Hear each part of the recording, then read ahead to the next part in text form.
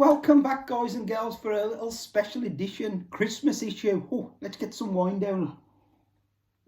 Oh, we're meeting the Trevento from Argentina. Nice little vintage, $8.99 Aldi. Beautiful. Hold on, guys, let's just do a bit. Gino. Da, da, da, da, da, da, da. Da, da, da, da, da, da, da, da, da, da, da. Go on, Gino! Woo! Oh, less of that. The Irish might be turning off in the droves. Have the Irish got any good horses this year? Or was it just me? We got like the new Lion, we got Gino, we got Conil. Oh, we're hammering all the Irish hot pots, it's great. It couldn't have gone any better really on the anti-post videos up to now. Look, we all know it's early days, there's things happen, injuries. I mean, Mullins, that idiot's come out today. I mean, I'll put up Impere Pass for the Browns. Again, it was mega impressive today. I always thought he was a tremendous horse. And he says there's no race for him at Cheltenham. You give up sometimes. Like you say, he's hammered them over 2.5 miles today, so he could go Arkle, he could go Browns. But it might be because he's got that many in the stable. He's on about now Fairyhouse or Aintree. Let's hope the owners go, look, will they keep off the bleeding whiskey? They haven't got that many good horses now, have they? The Minears and that, not really.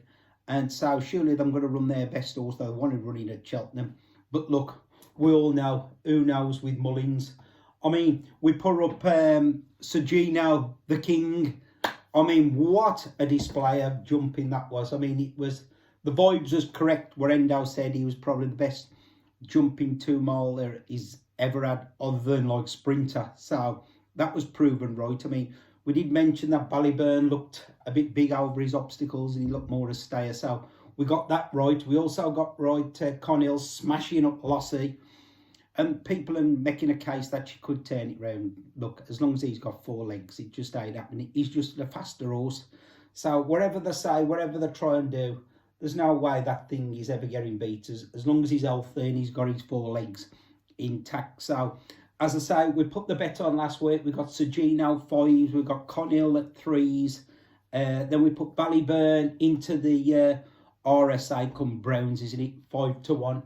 On some bets. I mean, the cash out's going woo. I say I'm on Sergino 10s in bets. I'm on singles 10s. I'm on in at 8. He was my big out for this season, in all honesty. So look, it's looking positive. I've also got Madgeborough as the backup.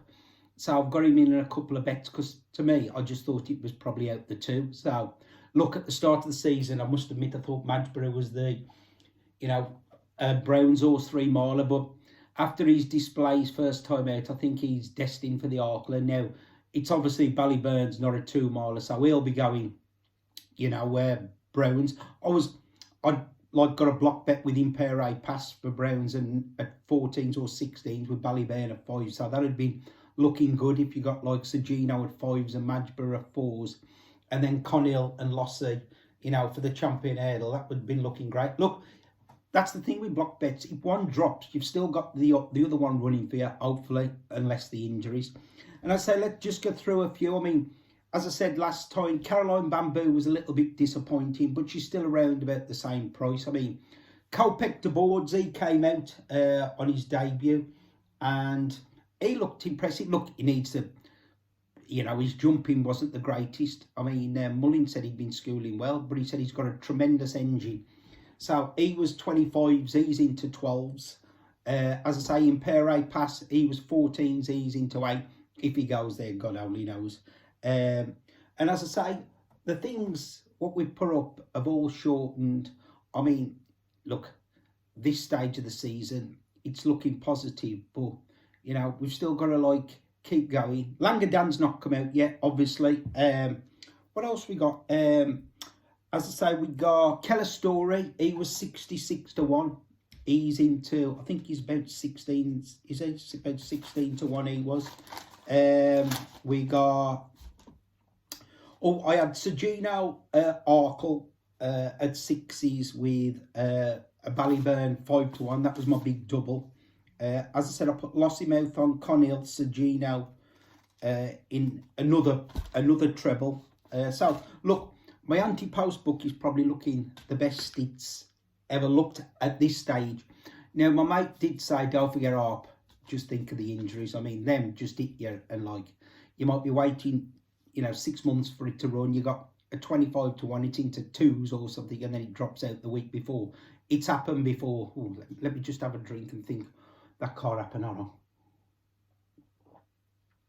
The ambience in here tonight is quite beautiful, I'm just thinking. Yeah, other than that, as I say, we don't know what Mullins is going to do with how he changes his battalion. We all know. I mean, somebody said the wild running great, but I mean, he's had some winners today. So, it might be just that they're not good enough. I mean, the English, like, as I say, the new Lion was tremendously impressive today. I got that at my Turners at the start of the year was probably the race where I put the most on anti-post. Just took a few plunges on the exchanges. I had Endeavour Blue because they always said that was a good horse. And they said it's his best novice. Now, look, it's a bit fragile, that horse, but he was like ridiculous 125-1, I think he was on the exchanges. So, look, I probably had about £4 on that. Nothing major, but I like them bets where, you take a bit of a flyer. And the one today that was in the first at Leopardstown, is it Cocktail Diving? I think it was called. I was told, I was thrilled to get that horse, De Bromhead, and it's a proper one.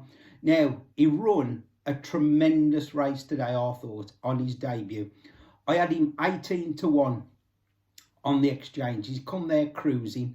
Now, he got beat by another decent horse, it looks like, of Mullins. Is that Kate Doherty, Johnny Didine put up for the Supreme. Fair play to him. As I say, it was around 25-1.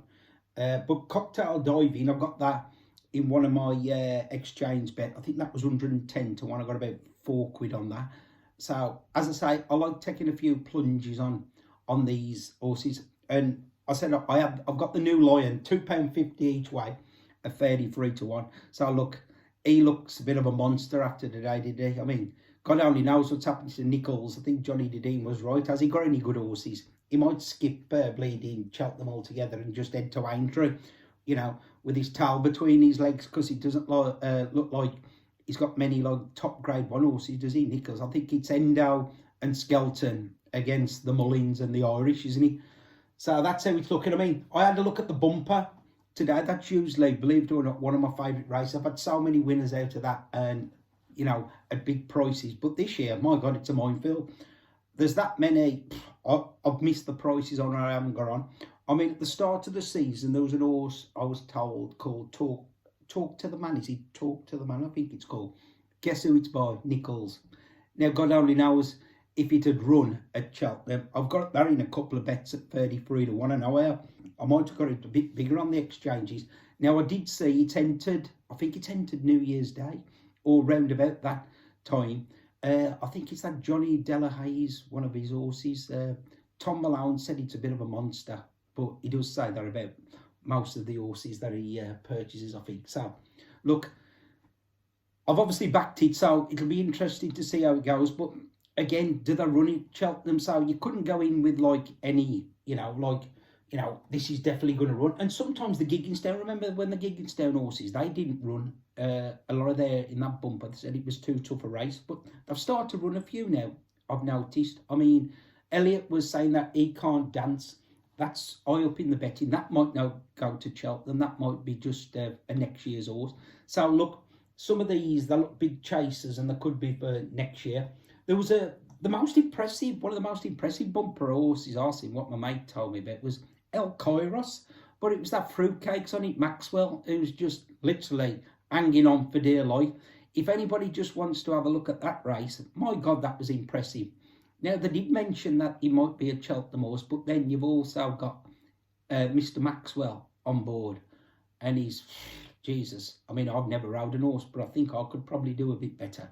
You know what I mean? So you've got that scenario. But I mean, like I said, that horse looks like he's got mega talent. And obviously, we got the pipe horse, that was just devastating. That thing, I mean, I was on the second that day. It was Skelton's, was it Money Garrow? And I was impressed with her own debut. But this thing of pipes, Jesus, that just sprouted wings. Now look, it could have been a freak result, but my God, it was impressive, and it got backed as well. So they obviously knew about it. So look, as I say, it's just a little bit of a bonus video, you know, just going through a few of the things that's happened over the Christmas. I mean, galloping was impressive today, wasn't it? I mean, looks like it's gonna be tough for Factor 4 to turn that form round, especially over, you know, 3 miles too. I mean, he looks just like a better stayer, doesn't he? I mean, Factor 4 has got some pace. He come there today, and I was thinking, my God, he's going to take him again. But look, galloping showed what the true champion he was. Got the sign up for him. Oh, by the way, when I win the lottery, this is the name of the horse I'm going to name it. HARP the Striker. I was a great striker. Left foot. Oh, I could bang him in. Oh, Jesus. So JP's kindly going to lend me his colours for the horse, I think. I don't know if to send it to Mullins or Elliot. Not sure which one yet. Got to have a little think about that, because it won't be anybody in England. So I'll keep flying over, you know, get a few guineas down me. So, yes, it's coming soon, that. Or if I eat a biggie and leave raw mail, or raw file, as we say, soon. Talking of raw file, oh, got to tell you a little quick story.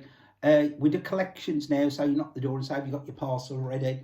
A guy said, well, hold on, mate.